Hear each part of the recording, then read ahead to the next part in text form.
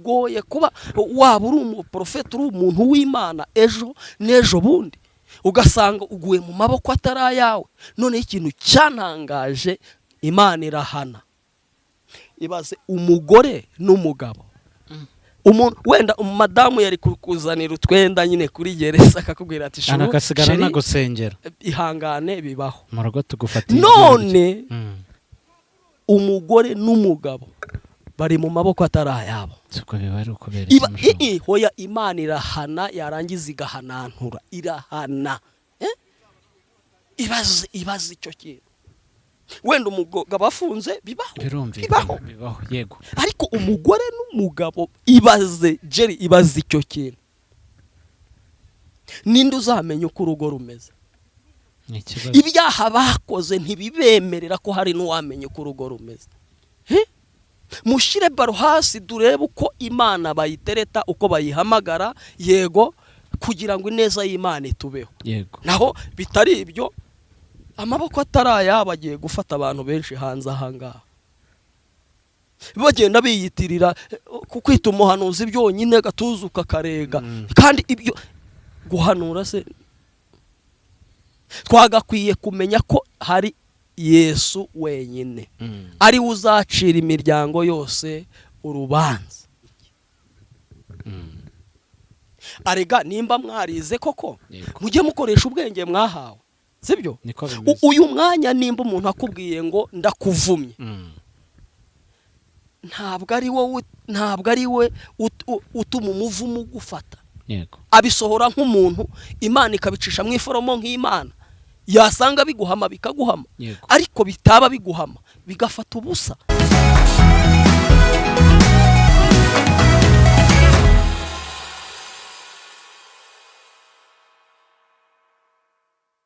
Usuje kandi ngo hayi ikaze kuri Mama Edwin official. Imana igumugisha cyane we wakoze subscribe. Turenda kuzuza igihumbi, tugeze muri 700 barenga. Mubikore mubikonze kugira ngo twuzuze igihumbi, umuryango waguke, bundi ibiganiro bikomeze nkuko bisanzwe. Amazina yanjye nitwa Jerry, ngira umugisha wo kubona pasteri. Tujye kuganira ku bintu bitandukanye, ariko murabizi ko tutajya dutandukira ijambo ry'Imana. Pastor meze neza? Yego meze neza. Iminsi myinshi cyane. Tugira ubuntu bwo kongera kukubona. Imana ishimwe cyane. Yego. Ubuzima bwo mu mwuka bumeze bute? Ni amahoro. Yego. Mu mwuka ni bizima. Yego, ni byiza cyane. Reka dusenge ubundi tugaruke, hanyuma tuganire ku ijambo ry'Imana watuzaniye. Mana yacu, Mana yo kwizerwa, Mana y'imbaraga, Mana y'ubushobozi, Imana irengera abatagira uwabarengera, turagushimiye, tuguhaye icyubahiro. Turiho, niwe watumye tubaho, nubishimirwe. Kandi turasenze ngo n'abarwayi ubarebana amaso y'imbabazi bave ku bisasiro by'uburwayi bariho, kandi utuyobore muri iki kiganiro. Ntibiko dushaka ahubwo biko ushaka, mu izina rya Yesu.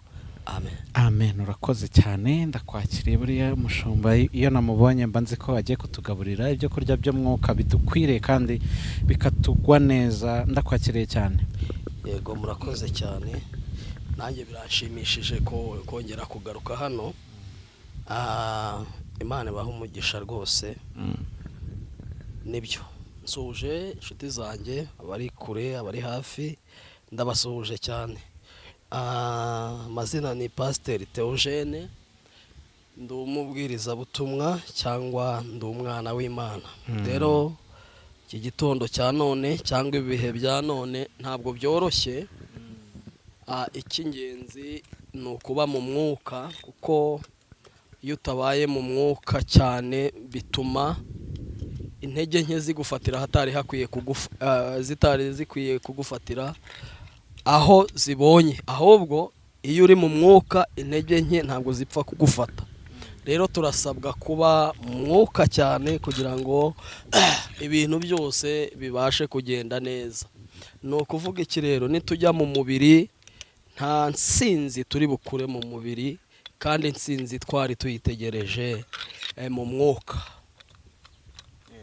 Ni byiza cyane ko nshobora kuvuga umwuka cyangwa gusengera mu mwuka, ntuhite umenya icyo nshatse kuvuga. Iki gihe isi iri gukurura abantu uko bwije n'uko bukeye, uko ejo wari uzi umuntu mwakongera guhura ntaba ariko wongera kumubona, ugasanga byarahindutse. Rero ni igihe tugezemo cyo kuba mu mwuka cyane kurenza kuba mu mubiri cyane. Ni byiza ko buri muntu wese arabizi, ariyumva, ukunda umusaraba cyangwa ukunda gusenga. Iki ni igihe cyo kuba mu mwuka, ntabwo ari igihe cyo kuba mu mubiri. Abaye mu mubiri abenshi bagiye basarura ingonera. Rero tugomba gukanguka kugira ngo tube mu mwuka, ntabwo waba mu mwuka usinziriye. Yego, ni byiza cyane. Tumaze iminsi tubona inkundura y'abantu bavugira Imana, abakozi b'Imana. Imana yigeze bivuga ibituma abantu batandukanye ivuga ko igiye kugaruka ku murimo wayo, ndetse ikerekana abantu uko babakekaga ko bayiyitirira bavuga bati ni abakozi b'Imana, ko bo itabemera. Undi araza aravuga ati ushobora kuba utemerwa n'abantu nyamara mu ijoro wemewe kandi Imana inakwishimira. Kimwe nuko ushobora kuba mu isi abantu bavuga ko uri uw'Imana ariko abantu batabibona kimwe. Yego, abantu bo baragoye cyane. Yego, kubera ko umuntu nonaha akuvuga neza kubera ko hari icyo wamuhaye, aho ni ku ruhande rw'abantu.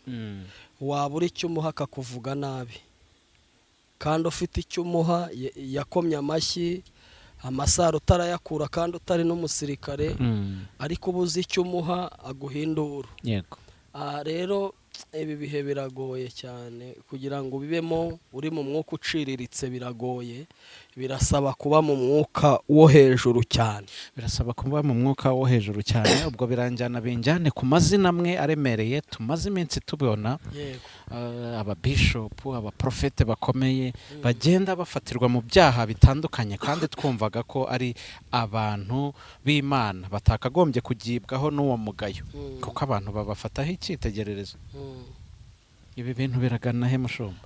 Ibi bintu nyine nta cyagiye mu rwihisho kitazahishurwa.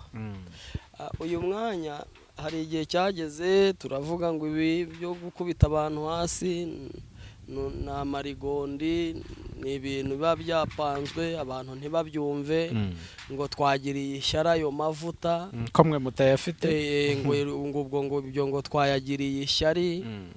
Ariko reba ubu ngubu amazina amwe ari mu maboko atari ayabo, kandi no mu minsi iri imbere uraza kumva n'andi mazina yagiye mu maboko atari ayayo. Kubera ubutekamutwe rubanda babacucuye utwabo. Hari umuntu twaganira arambwira ati abantu babonye ko Imana irikika. Ubwo kurikika ni ukuvuga ngo iyo uyitwaje ubasha kurya. Yego, uyu muntu mubwiye uti Imana yavuze, Imana irambwiye, akora mu bye byose kugira ngo akomeze yumve umwami usumba abandi, Imana ishobora byose yo mu ijuru iranshakaho iki kugira ngo impumugisha nk'uko nkusaba.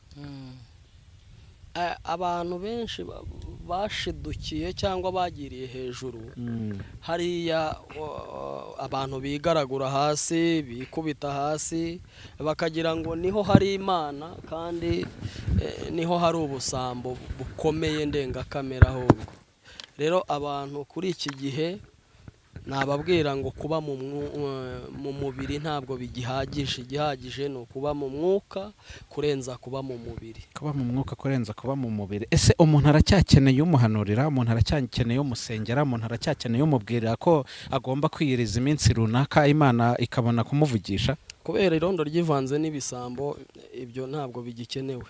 Igikenewe ni ugukubitwa hasi, igikenewe ni ibintu nk'ibyo nyine biraho by'amabara biraho. Kugeza ubu sindasobanukirwa urwego umuntu aba agezeho kugira ngo umubwire Imana akore mu bubiko bwe, ubutunzi yabitse cyangwa yakoreye igihe kirekire, avanemo 1, 2, 3, 4, 10 zirenga, ahereza umuntu ngo wamusengeye. Ibyo ngibyo nyine urumva biba ari ibintu byateguwe.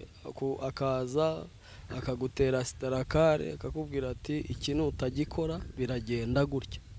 kuko wamaze kumwemera nk'aho ari we Mana, urumva nta bundi bwenge urasigara nabwo kugira ngo witekerezeho.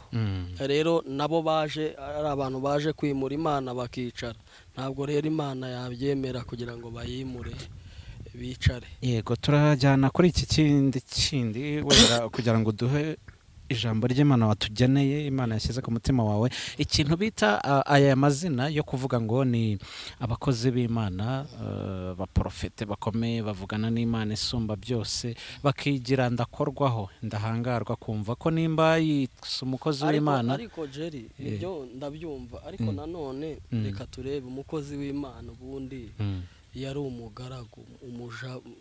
Ubwo nimvuga kuko ijambo ry'Imana n'ubundi Yesu yaravuze ati wifuza kuba mukuru muri mwe abo umugaragu w'abato. None turi kubona bodyguard, none turi kubona abagenda baherekejwe n'abantu.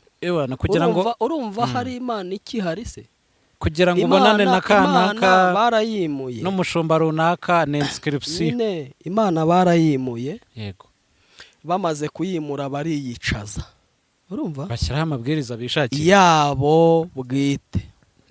Hari umushumba umwe njya gushaka, ntabwo urumva umudamu nashatse, twari mu itorero rimwe. Yego, byabaye ngombwa ko njya ahandi. Noneho ngezeyo umudamu arambwira ati hariya kondishoni zabo ni izi n'izi, utazikurikije nta serivisi uhabona. ndamubwira ati ruriya rusengero rero ruriya ureba rusenga ihene, urumva ibimenyetso mu minsi 2 ndaba mbiguhaye ko rusenga ihene buhene. Ariko hari abantu basenga birutwa no gufata intama ifuku, sinzi nimba bankurikiye bayumva, cyangwa urukwavu bakarukuraho uruhu bakarumanika hejuru akaba ari rwo basenga. Abantu basenga ibintu ukareba ukavuga ati abo bantu, kandi ugasanga abantu bize amashuri barahicaye. Ugasanga abantu bafite akazi gakomeye barahicaye, ukibaza bize ibyitwa ngo mu mitwe yabo habamo ibyitwa ngo iki. Fande niwe wigeze kuvuga ngo injiji mbi nizize. Hari igihe njya nibuka icyo kintu nkavuga ati kabisa ibaze, urumva umuntu imikorwa bye birakwereka ko adasenga Imana. Yego, ariko uramukurikira buriya. Reka nkubwira ikintu kiranga umuhanuzi. Umuhanuzi numuha 5,000, ubwo ndakuvuga ni kwa gutura gutya. Yego, warangiza ugasanga inzu bayigusohoyemo muri bya 5 wari ufite 20 n'urugero nguhaye, ugasanga aho kujya hejuru ugiye hasi. Uwo si umuhanuzi, ni mayibobo. Kuko umuhanuzi Bibiliya ivuga Eliya ngo bamwegeze ku mudugudu ngo witwa mwiza, ariko ngo wari ufite ikibazo amazi yawo asharira. Yego, ahageze urumva yarababwiye ngo nimunzanire ku byo mwari mutunze. Bari bamuzi baramwumvisha tubwo umuhanuzi w'Imana yahageze. Ariko ibindi byohe, ariko ubu tuvugana ngo udafite 500 ntago mubonana n'umushumba. Uko nukubonana gusa ntago ari ukugusengera kugira ngo ubone appointment. Urumva bimuye Imana, iryo niryo kosa rya mbere. Kabiri barayihunza, barayirukana. Bamaze kuyirukana bajya za Tanzania kugura amavuta, urumva yo gutura abantu hasi, ukagira ngo ni Imana ari gukorera kandi ni imizima ari gukorera. Twigeze dukora ikiganiro, hari umuntu wari uri gusengera abantu bihurirana nuko ndi ku murongo w'imbere nyine ku bantu yasengeraga. Agenda akoraho bagwa ngezeho agatunga urutoki ikiganza rekata. Atunga ikiganza kugwa wapi ndanga. Saba bagwishijwe n'ikira, yashizemo imbaraga rero turarwana. Ashaka kuntura hasi ku ngufu. Reka ntago wapfa kunkira hasi. Nimba ibyo byarabafashe bakagwa cyangwa bari babyumvikanye ojewe wapi. No kubyumvikanaho kuko nkuriya Sarafati uri mu maboko ataraye. Nta gihe tutavuze, nta gihe Imana itahishuye. Ihishura Sarafati n'ibyo akora mu itorero rye. Nigeze nkora ikiganiro ndavuga ati ariko imbago ko aba yajujuje mu rusengero kandi CHK harahari. Ngewe umuntu uzanyemeza yego azajye CHK avuga ati abarwayi muhaguruke mutahe, ajye Kibagabaga avuge ngo muhaguruke yego.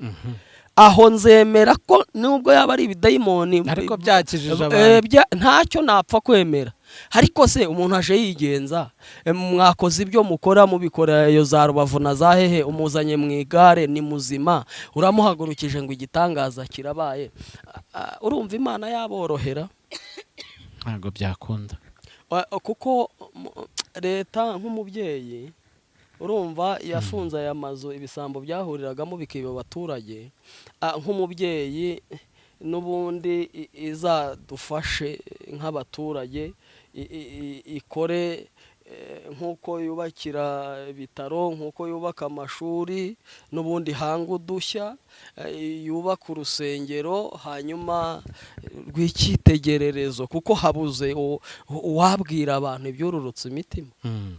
abantu bajye bajyamo basenge, ihanga udushya yego, hanyuma ishyireho abapasitori badafite amashuri bakangisha abantu menshi, hanyuma bajye babahemba kugira ngo batatwiba. Bariya bafite bariya amadiporome yabo nayo kutwiba nibyo badukangisha ngo bize za teoloji, ukareba ibyo yigisha ukabibura ngo yize ibyo ngibyo. yego, leta ihanga udushya bigende neza, bigende neza. Mushomba, tudatakaje umwanya, reka twumve icyo Imana ivugana natwe muri aka kanya. yego, reka dufate Bibiliya zacu twifashishe ijambo ry'Imana riboneka muri Yakobo ibice 4:12.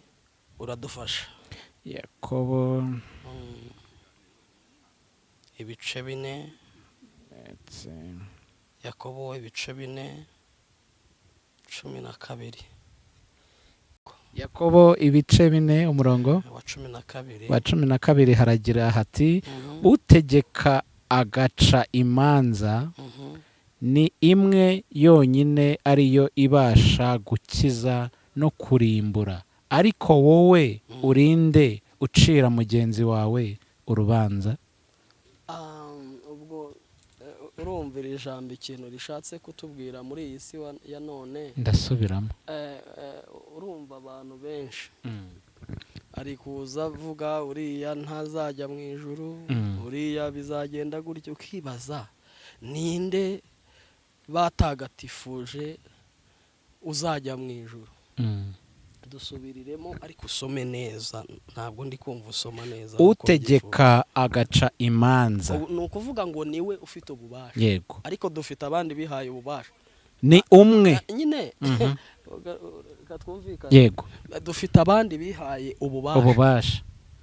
ubu bubasha bihaye rero uzababona bavuga ngo wowe, sinzi nimba utarabyumvise mu gihe cyashize cyangwa ubu bivugwa, umuntu yihandagaza akavuga ngo wowe runaka na runaka, sikoviya, reka tubivuge, yego, ntabwo uzajya mu ijuru. Reka nkubwire, aha ndi imbere y'itangazamakuru, nta muntu n'umwe, Jerry, sinzi nimba unyumva, ndi kukumva cyane, nta muntu n'umwe kuri iyi si dutuye. Ubwo nimvuga ku isi, ubwo mvuze isi yose, simvuze u Rwanda gusa, simvuze akarere, mvuze isi yose. Ndabyumva cyane. Nta muntu n'umwe wambaye inyama n'amaraso ufite ububasha bwo kugira aho ubugingo n'abo yima ubugingo, kuko nta muntu n'umwe ubutanga. Dusomye Yakobo 4:12. Yego, nta muntu n'umwe ubaho wambaye inyama n'amaraso. Ubwo amarobo ntabwo ari abantu, turi kuvuga mu bantu. Hari abantu bumva nabi. Rero nta muntu n'umwe ubaho. Namaze iminsi niyumvisha ngo ikiziritswe mu isi ngo no mu ijuru ngo kiba kiziritswe. Ninde wamenya ko afite ubwo bubasha bwo kuba afite ububasha bwo guhambira ikintu mu isi yego Yego. hanyuma direct bikagera no mu ijuru. Bikagera mu ijuru. Ninde? Twese turacyashaka ubuntu bw'Imana kugira ngo butugereho, nimba ari iryo juru tuzaburibone. Arega hari ibintu birirwa babeshya ngo nambaye ngo koro pastorale. Hari igihe waba uyambaye mu isi, mu ijuru ntayo wambaye.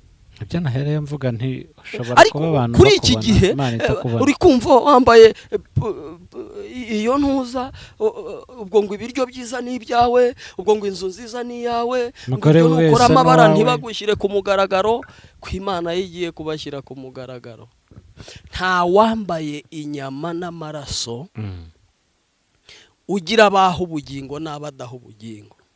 Yego. Ubugingo ni Kristo wenyine watanze umwana akunda nk'ikinege. Ni gift yaduhaye. Abo bacana imanza bari bahari? Nta wari uhari. Hari uwari bwabeho muri abo bavuga ngo dufite power, dufite imbaraga zituma hari ababona ubugingo n'abatabona ubugingo? Habe n'umwe.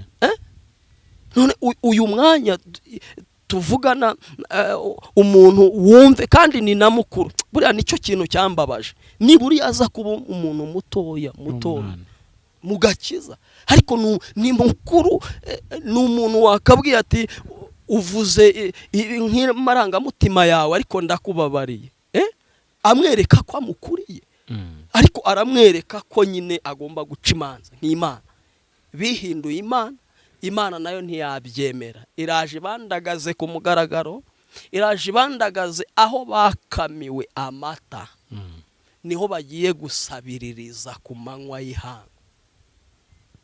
Buriya Imana ikintu abashumba, abavugabutumwa, baramyi basaba Imana ni ubuntu bwayo, nta kindi. Iyo iguhaye ubuntu bugataransifera ku byo ukeneye. Yego. Ubuntu bwonyine nta kindi. Ubuntu bugataransifera ku byo wowe ukeneye. Nta muntu urasaba ngo runaka ngo ntazajye. Ibyo bintu iyo biza kuba, ubu nge simba ndiho, wenda we ntuburiho, kubera ko abatanga ubugingo mudafitanye relationship cyangwa batakwifuza, batanakwiyumvamo. Ariko Imana yo yaremye ijuru n'isi, ubugingo nimba ubukorera yigomba kubuguha nk'Imana. Yego. Nta muntu uri mu isi yose ufite ububasha. Yego ashobora kukwereka inzira akakubwira ngo icyaha ni kibi. Yego. Hari n'ibintu babeshya ngo nabwirije ngo abantu barakizwa. Umuntu wamubwiriza gute ngo akizwe? Isaha itaragera nta muntu wakizwa. Umuntu ushobora kumubwiriza ni mu gitondo akajya no muri korari akakwereka ko muri kumwe, ariko nimugoroba agasubira muri bya bindi. Yego. Nta muntu ubwiriza umuntu ngo akizwe. Ibyo ni amanyanga, ni ibinyoma. Ni umuntu isaha. Uzi impamvu abantu benshi basubira inyuma Jerry? Ni ukubabwiriza ibidahari. Kuba yakubwira ati wowe ugomba gukizwa, nawe wabitekereza ako kanya ukumva ni ngombwa. Yego. Iyo icyo kinya yaguteye kigushizemo, wisubirira mu nzoga, wisubira no mu rwagwa, wisubira no mu bagore, kubera ko ikinya yari yaguteye uwo mwanya cyashize. Urumva? Ntago ari ubuntu bw'Imana. Ntago ari ubuntu iyo bukugezeho warindaya. Nta muntu ukubwiriza ngo reka ibi, ubuntu bukukuramo ibyo wibwira.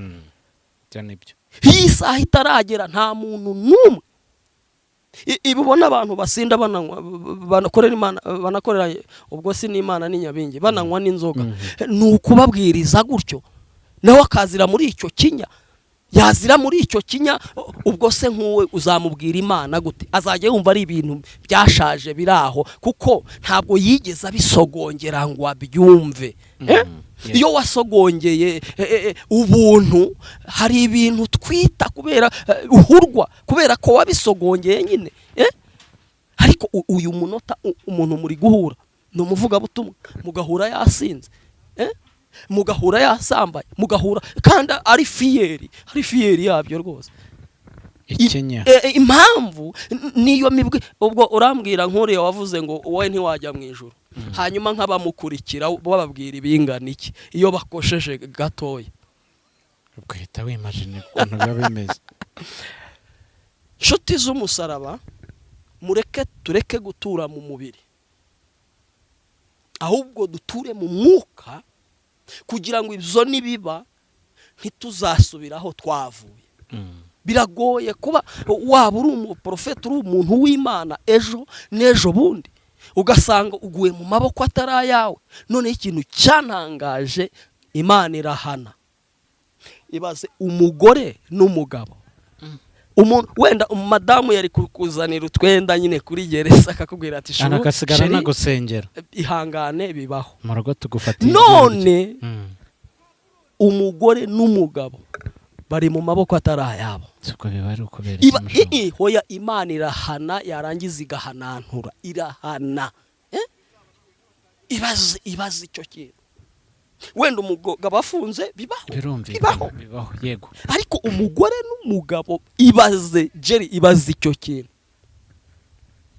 Ninde uzamenya uko urugo rumeze? Ibyaha bakoze ntibibemerera ko hari n'uwamenya uko urugo rumeze. Ari ibibazo cyane, ariko bakaba bafite abantu bize bakomeye babicara imbere.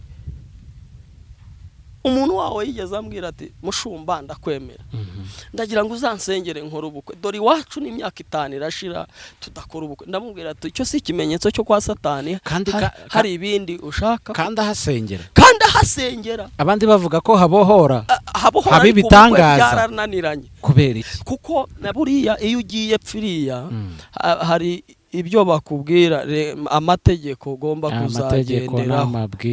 Noneho abakwicaye imbere bakazazira muri icyo gitambo watanze, bo bataramenya amakuru ngo baje gusenga Imana. Mureke dusenge, tube mu mwuka, tureke kuba mu mubiri, kuko nibirangira gutya bizasanga ibintu bitwa gusenga, umuntu umubwira gusenga akakwirukaho n'inkoni kubera ibyabanje. Uyu mwanya tuvugana kugira ngo ubone ikintu bita inyenyeri cyangwa ikirere cy'uwera ari kuramya asenga nijoro, marayika kugiriye impuhwe zo kukwereka, usanga ibicaniro byose byarazimye. Nibi babeshya ngo hari amatorero ngo yasigaye asenga, ntabwo asenga, kuko impamvu n'ubundi imirongo bagenderagaho, muhaguruke duhimbaze, muhaguruke duture, muhaguruke dutanga ibya 10, n'ubundi ibyo bintu nibyo n'ubundi bakigira gute, bakigenderaho. Kandi aho mwuka wera ari, ibintu arabihindura. Urumva systeme zishaje mwuka wera kazikuraho, urumva agashyiraho systeme nzima. None umuntu ni umusinzi aracyari ku ruhimbi, umuntu ni indaya aracyari ku ruhimbi, umuntu afite abo yayoboye aracyari ku ruhimbi. None zubwo abo basigaye bari mu biki? Nta cyahindutse. Leta nk'umubyeyi yo yongere ikore nkuko yubaka amashuri, nkuko yubaka amavuriro, ihanga udushya, iduhe sample, yego, itubwire ngo mukwiye kujya musenga nka kuriya. Naho nimba umuntu yambara ikora yarangiza akavuga ngo we nkwimye ijuru, urumva biri bugarukire he? Nta muntu wambaye inyama n'amaraso yego utangije. Icyo ndi umushumba mbivuze nk'amaguru yanjye 2 nzanabibazwa. Nta muntu wambaye inyama n'amaraso utanga ijuru. Yatanga umurongo w'ukuntu umuntu azakurikiza umurongo azabona ijuru, ariko kuritanga ni ikinyoma cyabuze uko kigenza. Reka twongere. Uwi 12 yego, utegeka agaca imanza niwe. Ni ukuvuga Jerry, ntabwo ari umwana w'utegeka, n'utegeka wenyine, ntagira umukurikira, ntagira umuheruka, ntagira umubanza, niwe wenyine ubifite mu nshingano. Ni ukuvuga niwe wenyine, yego, nta wundi. Nibi wumva abantuzi bajya kuri social media abari hanze babahaye amafaranga ngo muhanure imvura, ngo muhanure ibiki n'ibiki, ntabwo ubwo ari bwo buhanuzi. Umuhanuzi ni umuhanuzi wikontorora mu byo avuga, yego, yarangiza uwo wenyine utegeka akamuha ubuhanuzi. Naho gukoreshwa n'abantu nguje guhanura imvura ni imwe yonyine ni Imana yonyine, ntigira uyikurikira, ntigira uyiheruka. Urumva nigomba kuvuga ngo Theogene nguhaye ubugingo, niyo abantu nka 600 bavuga ibimeze gute babivuguruza, Theogene ngomba gutambuka ameze nk'intwari ku rugamba. Niyo bavuga bakavuga bikarenga ibindi, Imana yarangije kuvuga nta muntu wambaye inyama n'amaraso, ariho nahereye, wambaye inyama n'amaraso wahagarara ngo hoyanguriya ngo turamwagiriza ibi nibi. Imana yarangije kwanzura, ni ukuvuga ko nta muntu wambaye inyama, ubu uri umuzungu, ubu uri umuyobozi, ibyo ntabwo bireba Imana yonyine niyo ifite ububasha ku bugingo, ariyo ibasha gukiza no kurimbura.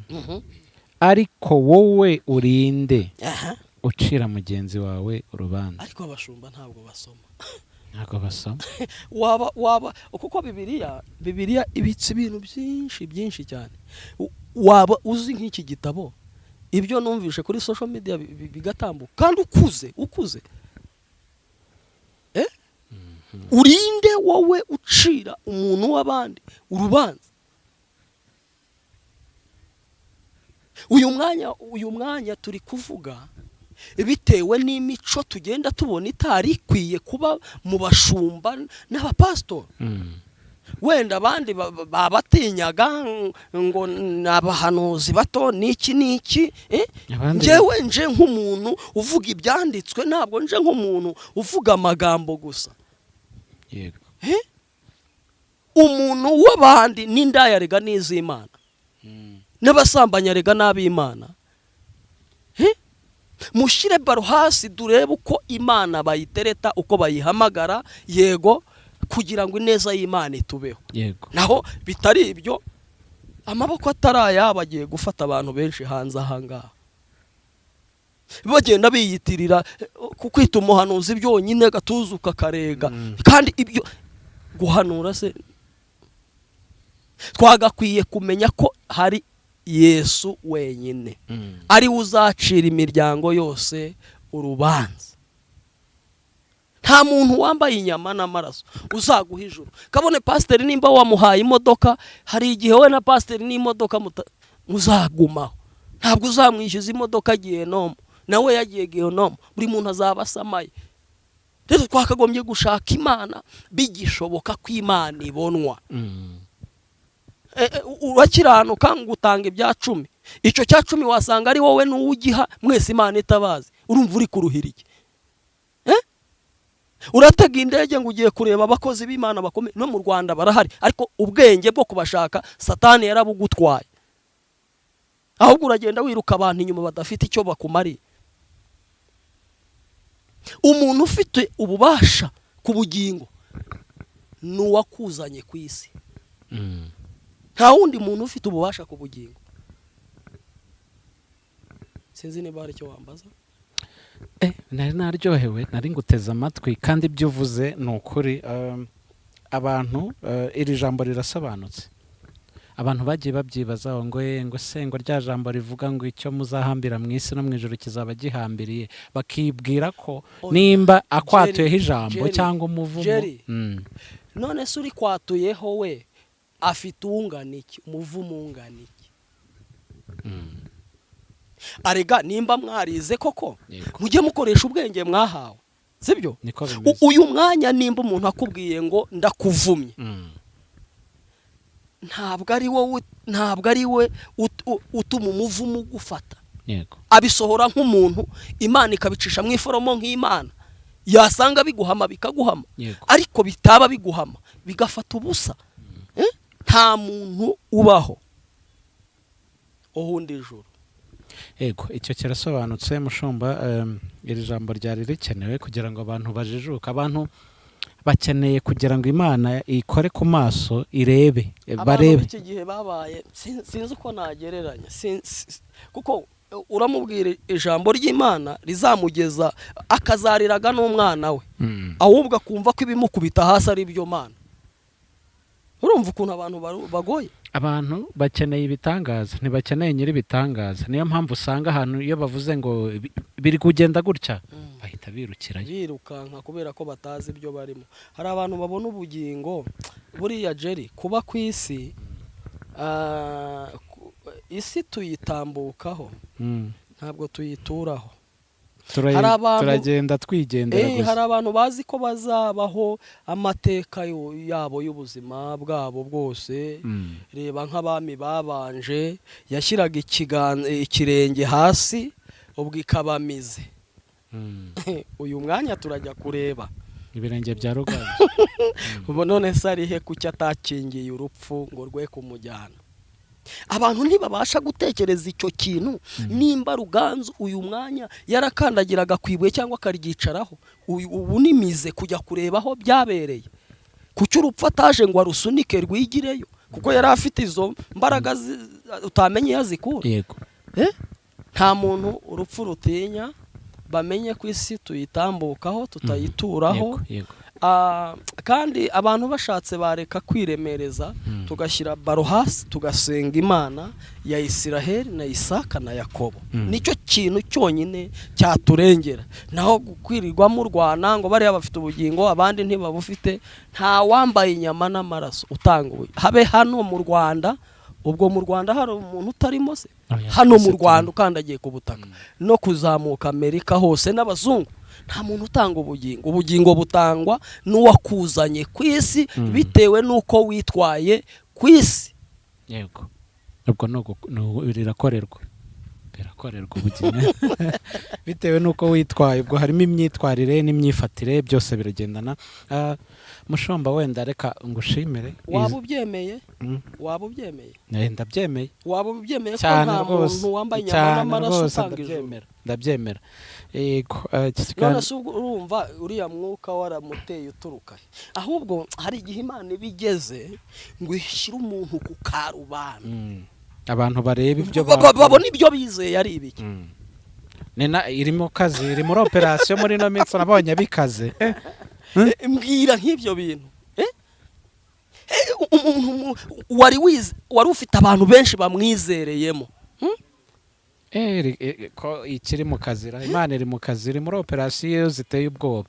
Umuntu wari kubwira abantu ati wambabaje ariko nta kintu bitwaye, aje avuga ngo nutansaba imbabazi, bya bindi ngo Imana barayimuye bariyicaza, nibagume hamwe Imana ibashyire ku mugaragaro. Nudakora iki Imana irakugira gutya. Singibyo byose ngo zana icyo ufite kiguhesha icyo udafite. Yego. Ntibibakozeho cyane. Ninde utari wafungwa n'ikijyanye n'amafaranga? Twarabibonye hano. Buriya hari n'amakuru abantu batagiye bavuga bitewe n'abigeze basimbuka bakabona ntibari kubeshya uko bisanzwe, bakongera bakagaruka. Ibyo byo ko nta wabivuze, nuko biyobewe. None se ubwo nukuvuga ko tuyobewe ko hari abagiye muri Israel bagapakiza igitaka. Yego. Bakakizana kugira ngo abahanyura ngo bahabwe umugisha. Nubu imyate yarabishe, hari abo duhura nk'ababwira ati kababayeho basha. Urumva? N'ubusambo bimuye Imana, nibagume hamwe ibashyire ku mugaragaro. Yego, akanyafu kaba gakenewe kugira ngo umuntu yongere yitekerezeho, kugira ngo n'abari inyuma barebe ibiri imbere. Gusenga kugira ngo kiyongere, ntabwo turi gusenga kugira ngo irekeraho. Ikomeze akazi. Mu bantu basenga kugira ngo irekeraho. Ndi gusenga kugira ngo gakomeze ibintu bicaye. Ubundi inganda itakozwemo ibintu utamenya nta bisubirwamo. Rero nge ndi gusenga kugira ngo bikomeze, kugira ngo umuntu w'Imana azajya avuga uko Imana yavuze. Kuko abantu babigeze akamenyero, ntabwo ndi gusenga, babigira ibirishisho. Ntabwo ndi gusenga ngo Mana ngo bababarire, no. Kugezaho naho umuntu ajya kubaza ati mumbwire Imana iravuga ko ndi buryo kisasi. Ibaze. Imana ni umupfumu yabaye umupfumu. Kandi wowe ubwawe wakwipangira gahunda. Uvuye mu burayi, uvuye gusambana. Urashaka kwikuvugaho iki? Uvuye n'iki yakuvugaho?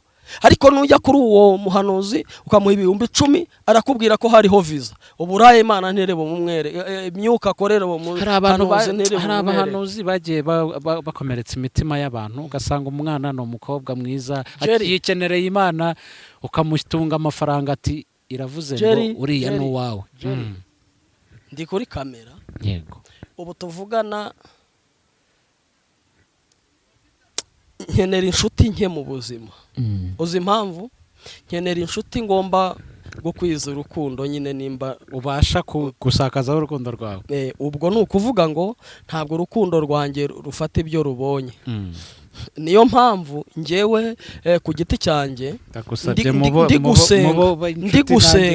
ndi gusenga kugira ngo Imana ikomeze ihishure itwikurure nanjye ntingirire impuhwe nimba hari icyo nanjye ntingirire impuhwe kugira ngo urumva umuhanuzi w'Imana azabe yubashywe. Kera ibwami habaga indi mihango ariko hakaba n'umuntu w'Imana avuga ati mu muhamagare aravuga ariko ubu se wahamagara nde hano mu Rwanda kamumbwira umuntu wahamagara ngaho Jerry wowe urahari nk'urugero wambwira ngo ndahamagara runaka igihugu cyateranye ntawe nahamagara nabihorera ninde muntu wahamagara kavuga ati uyu muntu kurwagwa ntariyo ku bagore ntariyo ku nzoga ntariyo kwesikoroka ntariyo ku mafaranga ntariyo ariko hari bamwe babitsinda by'amafaranga bo birashoboka ariko ibyo bindi ninde wahamagara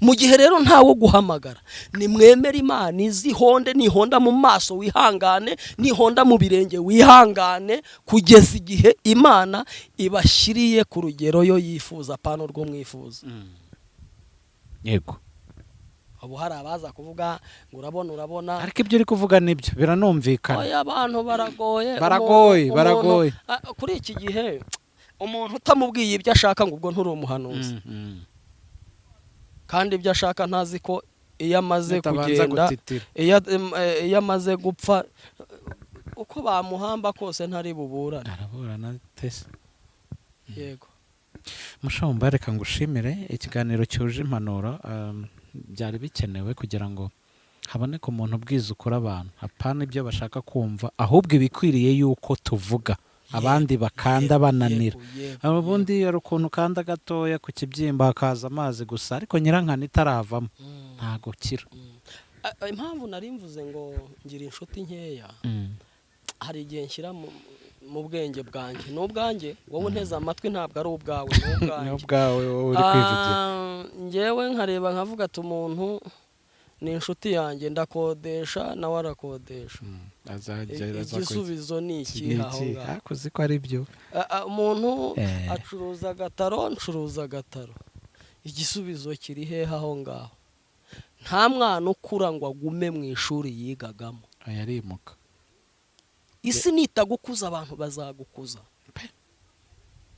ni igihe cyawe cyo kumenya ko ntawe ugufitiye impuhwe ari Imana yonyine yego urumva impamvu nabyumvise urumva 30 ziragera bankomangire ntago uri buhamagare muri babandi ni wowe nabo byaba bari kubakomangira urerekeza hehe biramutse bibaye ngombwa murakoze cyane reka ngushimire mushumba nanshimire n'abantu bari badukurikiye urakoze ku mpuguro nziza abantu bose nizere ko hari icyo bakuyemo nutagira icyo ukuramo Imana yo izagira icyo ikora itume hari icyo ukuramo yego ndagushimiye cyane murakoze cyane